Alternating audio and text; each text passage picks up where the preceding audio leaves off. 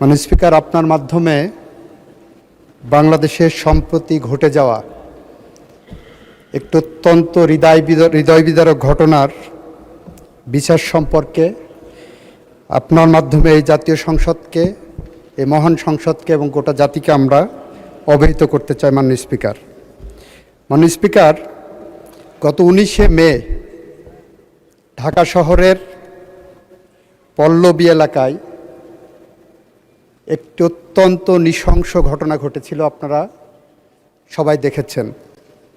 সে নৃশংস ঘটনায় 8 বছরের শিশু রামিসা ধর্ষণ এবং হত্যাকাণ্ডের শিকার হয়। এই ঘটনার 7 ঘন্টার মধ্যে আমাদের পুলিশ বাহিনী 2 জন মূল আসামিকে গ্রেপ্তার করতে সক্ষম হয়। সরকারের পক্ষ থেকে তাৎক্ষণিক পদক্ষেপ নেওয়া হয়।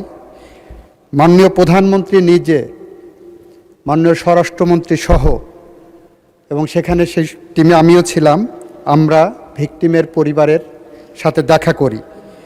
ওই দিন ভিকটিমের বাবার একটি আহাজারি ছিল যে উনি বিচার চান না, কারণ এদেশে এই ধরনের ঘটনার বিচার হবে না। আমরা আশ্বস্ত করেছিলাম, মাননীয় প্রধানমন্ত্রী আশ্বস্ত করেছিলেন এই ঘটনার আমরা বিচার করতে বদ্ধপরিকর। মাননীয় স্পিকার, আপনার মাধ্যমে এই মহান সংসদকে জানাতে চাই, আমাদের পুলিশ বাহিনী 5 দিনের মাথায় সুষ্ঠু তদন্ত করে এই ঘটনার পুলিশ প্রতিবেদন দাখিল করেছিলেন 24 তারিখ ঈদের আগে দুপুর 12টার সময়। 24 তারিখ দুপুর 4টের মধ্যে সেই চার্জশিট আমরা সিএমএম কোর্ট থেকে সংশ্লিষ্ট ট্রাইব্যুনালে নিয়ে যায়। মাননীয় স্পিকার, আমাদের সামনে একটা শঙ্কা ছিল, সেটা হলো বাংলাদেশের সমস্ত আদালতগুলো 1 জুন থেকে, নিম্ন আদালত ম্যাজিস্ট্রেসি বাদ দিয়ে নিম্ন আদালত 1 জুন থেকে 15 জুন পর্যন্ত গ্রীষ্মকালীন ছুটিতে যাওয়ার কথা। আমাদের মাননীয় প্রধান বিচারপতিকে আমরা অনুরোধ করার পরে বাংলাদেশের সকল শিশুর প্রতি সহিংসতামূলক যে ট্রাইব্যুনালগুলো গঠন করা হয়েছে, আমরা গত সংসদে আইন পাশ করেছি, সেই ট্রাইব্যুনালগুলোকে আমরা ছুটির আওতা বহির্ভূত রাখতে সক্ষম হই।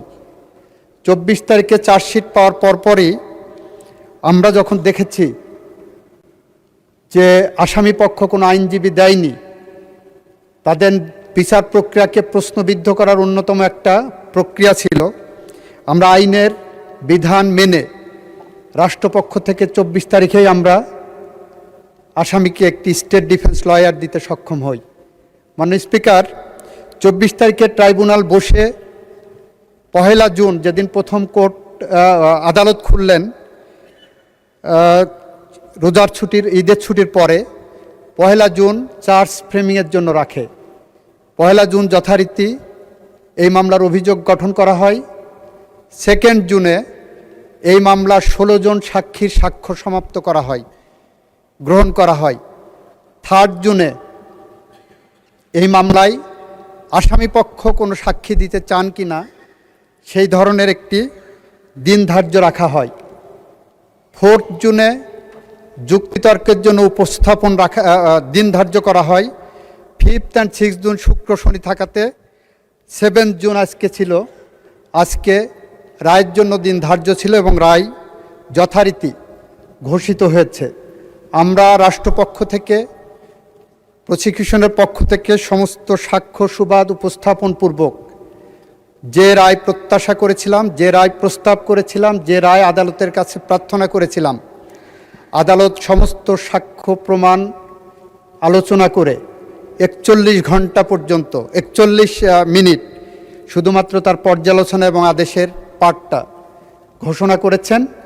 এবং আমরা আনন্দের সাথে জানাচ্ছি যে আমরা রামিসা হত্যাকাণ্ডের সাথে জড়িত 2 জন আসামি, মূল আসামি সোহেল এবং তার সহযোগী তার স্ত্রী, তাকে আদালতের মাধ্যমে মৃত্যুদণ্ডের রায় পেয়েছি। মাননীয় স্পিকার, মাও সেতুংয়ের একটি ঐতিহাসিক উক্তি আছে, কোনো কোনো মৃত্যু থাই পাহাড়ের মতো ভারী, কোনো কোনো মৃত্যু পাখির পালকের মতো হালকা। স্পিকার, রামিসা হত্যাকাণ্ড আমাদের জীবনে থাই পাহাড়ের মতো ভারী হয়ে আছে।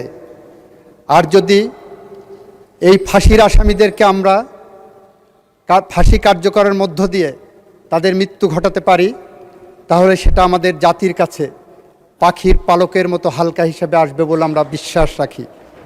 স্পিকার, এটুকু ছিল আমাদের পক্ষ থেকে এই মহান জাতীয় সংসদ এবং জাতির কাছে আমাদের দেওয়া প্রতিশ্রুতি। সেদিন আমরা বলেছিলাম, আমাদেরকে যখন সাংবাদিকরা প্রশ্ন করেছিলেন রামিসার বাবা বিচার চান না, এ বিষয়ে আমাদের বক্তব্য কী, আমরা বলেছিলাম এর একমাত্র জবাব হবে তাকে সেই আস্থার জায়গা ফিরিয়ে দেওয়া। আজকে রামিসার বাবা বলেছেন এই বিচারে উনি সন্তুষ্ট, আমরা তার আস্থার জায়গা ফিরিয়ে দিতে পেরেছি। স্পিকার, আপনাকে ধন্যবাদ। ধন্যবাদ মাননীয় মন্ত্রী। মাননীয় সদস্যবৃন্দ, মাননীয় আইনমন্ত্রী, 300 বিধি হলো শর্ট স্ক্রিপ্ট। রামিসার বাবা কি বলল, আপনি আপনার বক্তব্য বলবেন, দ্যাটস অল। এত 300 বিধির বিবৃতি should be short and the final one. আর এখনও তো আরও অনেক বিচার বাকি আছে, আপনি আরও অ্যাড করতে চান প্লিজ।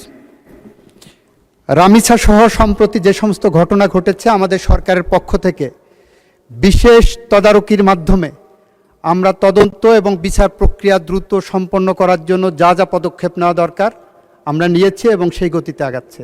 আপনাকে ধন্যবাদ মাননীয় স্পিকার। আপনার স্বপ্নগুলো আকাশ ছুবে প্রবাসীর হেলিকপ্টারের মাধ্যমে। বিয়ে, জন্মদিন অথবা যে কোনো বিশেষ প্রয়োজনে হেলিকপ্টার ভাড়া করতে যোগাযোগ করুন স্ক্রিনে দেয়া নাম্বারে। প্রবাসীর হেলিকপ্টার, নিরাপদ ও সাশ্রয়ী বাহনের বিশ্বস্ত নাম।